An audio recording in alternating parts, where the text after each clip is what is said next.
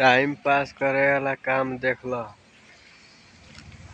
देखा time pass करे वाला काम देखा केतना माल आइल बा 200 300 माल आइल बा। देखा गाड़ी लागल बा बगल में।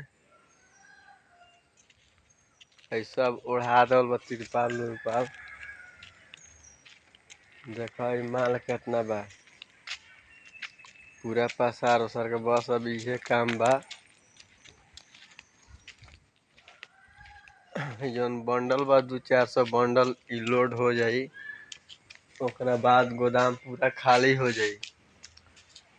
देख ल जौन 200-400 बंडल बाटे इ लोड आवे वाला बा गाड़ी।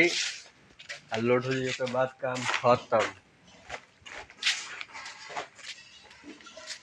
अब में टाइम पास करे के मतलब टाइम पास होई, दोसर कुछ ना होई।